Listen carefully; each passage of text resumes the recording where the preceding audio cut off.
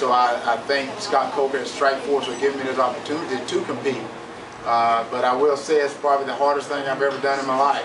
I've done a lot of things, but this is difficult. There's been a few other NFL players who've tried the sport, and in comparison, they call it a really tough challenge to MMA as opposed to what they faced in the NFL. What are your thoughts about that?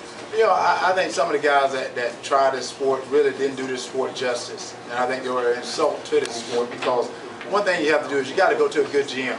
I don't care who you are, what you're doing, you just can't walk off a football field, a basketball court, or a baseball diamond and think you can do this sport here. These are true fighters. These are guys that train in a gym, they fight, and they can fight. And that was one thing that I did when I decided I was going to do the sport. I went up and did what they call a matchmaker bout out in LA, and they thought I did very well at that, but he said, "Herschel, are you going to go to a gym?" And I told him yes. So I went out to AKA out in San Jose, and I've been out there ever since. And I gave up Christmas, gave up my New Year's, and trained. But one thing I did do was I left it up to my trainer, Javier Mendez, and to my fighters. I got one here, Luke Bracco over here. I said, guys, I'm in you guys' hands. And what I mean by that is after a couple of weeks, if you don't think I can do this, I won't do it. I'll swallow my pride and not do it. And after a couple of weeks, they said, "Oh, you can do it." And that was the reason I stayed out there training. And I got ready for Saturday the 30th. So tell us a little bit about the charity that you're giving your proceeds. The charity I'm going to give it to is Tony Evans' Oak Cliff Bible Fellowship called Project Turnaround. And it's where he puts social values back into the inner city, into the community. You know, Tony Evans has always been there for me. Always been a guy that's, whenever I needed him, he'd come to me. And because of him, and not to be that I'm naive and stupid, but you know, when I decided to do this, it was not for money. I wanted to do it because I love competition, I love the sport, and so when they said they were going to pay me, I just wanted to give all the proceeds to Tony Evans.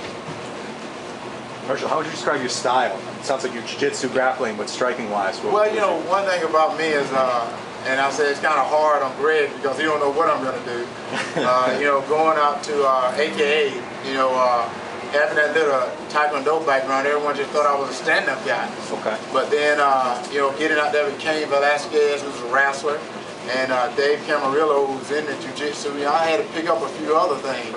So, you know, I don't know. I said one thing I'm going to do is you'll see that I will be an offensive fighter, meaning that I will be on offense.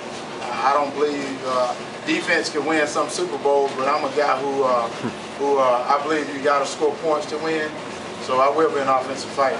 Okay. And are you American boxing, Muay Thai? I mean, are you focused on any one discipline or Muay Thai? I think I'm more Muay Thai fighter than I am anything. You know, being in Taekwondo, everyone just thought American. But you know, I've studied art, different styles for, like I said, over 30-something years. And when I got into the gym here, it was funny because I said the worst thing I could have done was take martial arts before I came to the school. Because I think they screwed up everything I learned. But I had an open mind. And having an open mind is what you got to do if you're going to learn. You got to be willing to forget what you used to know. You got to be willing to forget about who you are and just go in there with an open mind to learn. Real quick question. In an ideal world, how do you see this fight playing out? How do I see this fight playing out is, oh, I'm going to win. I told people, you know, I've been out of San Jose for a while, and I flew all the way from San Jose all the way here, so I didn't fly here to lose. You know, and if anyone knows anything about me, I don't do anything just to lose. It's funny, I have a 10-year-old little boy, and he and I play different games, and I'm always beating him at the games, and I told him he's got to get used to losing. Because everyone's going to lose every now and then, and this is not something I can do for years, because you know I am getting up in years. But the time I am going to do it, I'm doing it to be better. Any comments about your opponent?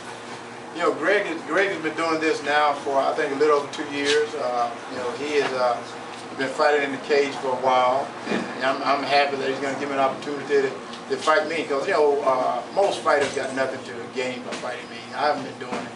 I think it'll help Greg's name to get on a big card, because you know for me I'm sort of embarrassed to be on the Showtime card. You got a lot of good fighters that's underneath me that may not be on the Showtime card. So I want Greg and I to step into the ring and show the people, the everyone that watch Showtime that it's great they tuned in, because I want to show that this is a mixed martial arts. It's a MMA fight.